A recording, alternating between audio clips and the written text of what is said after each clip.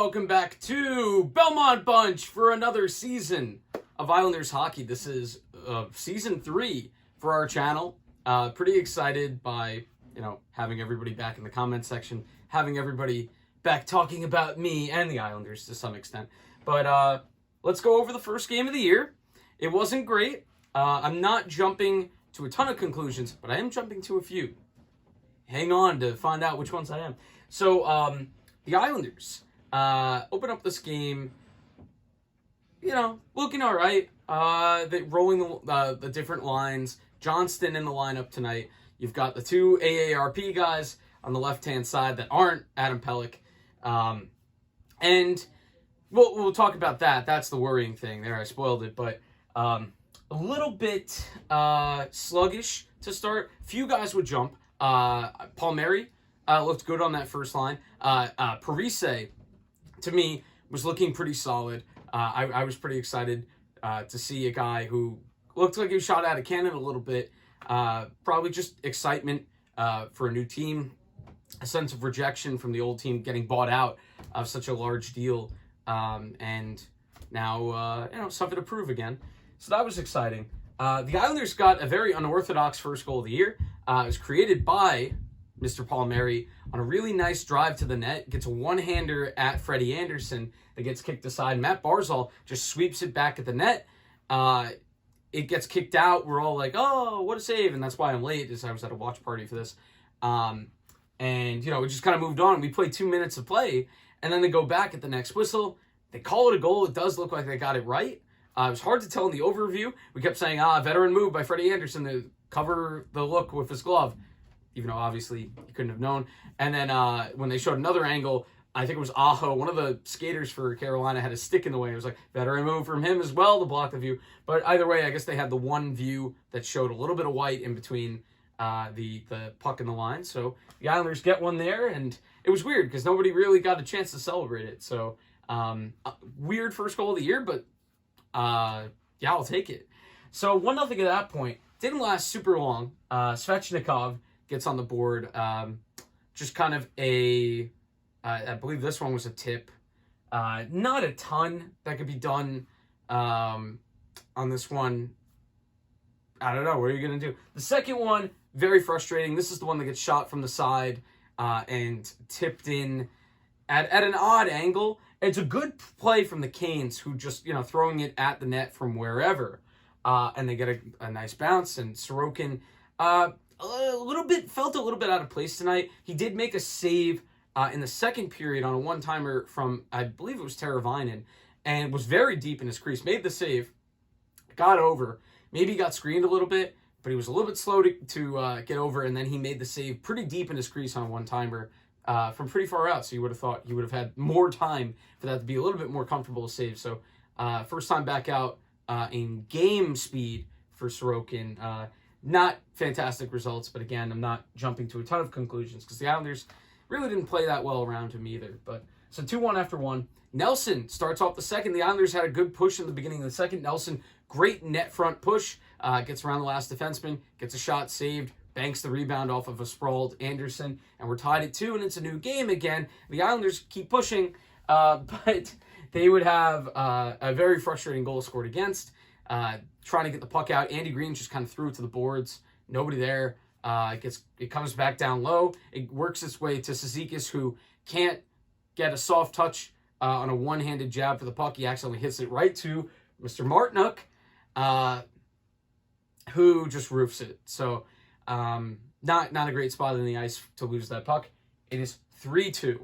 And Nito Niederreiter crouches into the goalie. This is the worrying one. This is where I'll start to talk about the AARP fellas. So to this point, I believe Green and Mayfield had been on the ice for all 3 goals against. Not very, not a great sign, as that's a new pairing and a little bit worrying for its first go-round. But probably the more worrying thing, or maybe as worrying, is Zdeno Chara just getting flat beaten easy by Nito Niederreiter. Gets around him, a similar-ish to play to Brock Nelson, except more speed instead of power to the net. And Niederreiter was kind of going down, but it does look like on the replay that Chara had started to kind of push him into the net. So the goal stands. It's a very unlucky one for Sorokin because he gets put in a bad spot. This is worrying that, Chara's not going to have makeup speed. So he gets beat. We're in trouble. And him and Green, man, that was the one worry I had coming into the season. And it was, maybe it's just Carolina. Carolina gives us crap all the time. They are our kryptonite. They really know how, I guess they have the right combination of like that Islanders type game defensively with a lot of like skill going forward. So very frustrating. They just know how to beat us. And so it's 4-2 after the Niederreiter goal. We pull one back from the captain. Hey, that was a fun one. Pretty Anders Lee-like goal, kind of a goal front. Puck just comes loose. He just swings it at the net, goes in. At that point, I'm going, wait a second, Freddie Anderson's not that good. Let's just get pucks to the net. And in the third period, they didn't do a good job of that. Carolina played a really good third period. They would get another from Svechnikov.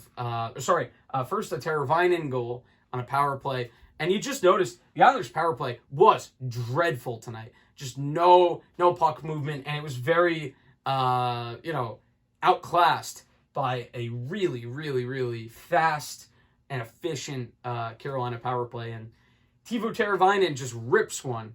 I believe it was over the shoulder and around the top of the cage. So that's not what I'm going to put much on Sorokin there. It's an absolute rip. Great, quick puck movement. And, yeah, the Islanders, it's tough. It's an offensive zone penalty that it came off of. That was Wahlstrom. Wahlstrom seems to be skating on thin ice. So, and that is not a pun. So that is worrying. Kiefer Bellows and him, they're going to be competing all year. And it's going to be interesting to see what the leash is like for Wahlstrom. But maybe it's a little bit longer than we thought because Wahlstrom was back out there when we pulled the goalie, looking for the 2 goals late in the third. So interesting that. And Wahlstrom's really got to get his skating going. Really needs to maybe watch Bo a little bit. Bo's really good at those dump-ins where he's also the first guy to it. That's not everybody's game. But Wahlstrom, we definitely need to see an improvement in the skating because kind of just looks like a sitting duck at times tonight. So Svechnikov gets the empty netter. I think that was technically, was that a power play goal? I know the Teravainen one. Yeah, I think that was the second power play goal. Unfortunate, it just goes against the Islanders percentage-wise. But the Islanders not good enough tonight. Carolina absolutely good enough tonight. For Carolina, it's going to be interesting. If their goaltending holds up, they're going to be really, really, really good. And we shall see. So tough one, first night for the Islanders, but and I'm going to be keeping an eye on that Green and Chara. They're not a pair, but just having 2 guys that old on the left side really feels like, easy to Monday morning quarterback it. But would have liked to maybe see Gustafsson still on the team and Aho in the minors. But what are you going to do? Because I don't know if Chara or Green are going to play every day. And if they do, maybe not going to be as good defensively as we hoped. So anyway, that's the video. Like and subscribe here on the YouTube channel. You can also listen to our podcast, which is available on Spotify, Apple. That will be in the link in the description. Thank you so much for watching. Again, welcome back. If it was a little bit low energy tonight, I'm sorry. It's a very tiring work day and then driving all the way out to Huntington to watch the game as well. But excited to be back. Excited to have the lights, even though they weren't cooperating great tonight. The camera stand wasn't cooperating great tonight. So maybe it was just an off night for all of us here at Belmont Bunch, including the Islanders, who are part of Belmont Bunch, of course. Anyway, that's the video. We will see you next time. Thank you for watching. Goodbye.